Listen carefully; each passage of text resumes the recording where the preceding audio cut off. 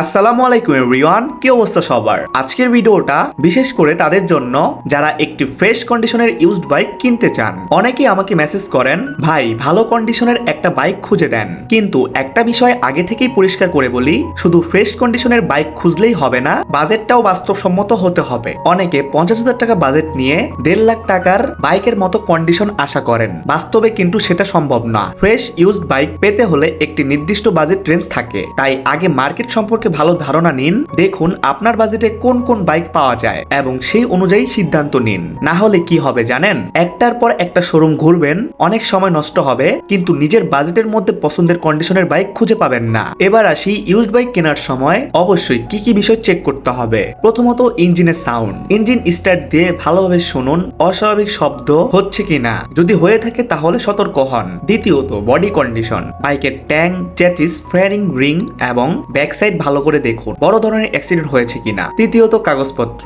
Registration, tax token, এইসব অবশ্যই check করতে হবে। চতুর্থ টেস্ট রাইড, চালিয়ে দেখুন গিয়ার স্মুথ কিনা, ক্লাচ ঠিক মতো কাজ করছে কিনা, ব্রেক, সাসপেনশন এবং স্টিয়ারিং ঠিক আছে কিনা। পঞ্চমত মিটার দেখে সিদ্ধান্ত নেবেন না, অনেক সময় মিটার কমিয়ে দেওয়া হয়, তাই শুধু ওডোমিটার নয় পুরো বাইকের কন্ডিশন বিচার করুন। সবশেষে বলবো, তাড়াহুড়া করে বাইক কিনবেন না, আগে মার্কেট বুঝুন, আপনার বাজেট অনুযায়ী আপনার জন্য কোন বাইকটি আছে সেটা বুঝুন, তারপর শোরুমে যান। না হয় শুধু শুধু আপনার সময় নষ্ট হতে পারে, সাথে আমার সময় এবং বাইকের তেল দুইটাই নষ্ট হতে পারে। ভিডিওটি ভালো লাগলে একটি লাইক দিন, অবশ্যই একটি কমেন্ট করবেন, আপনার মতামত জানিয়ে দিবেন। সো গাইস, আজই পর্যন্তই, দেখা হবে নেক্সট কোনো ভিডিওতে। আল্লাহ হাফেজ।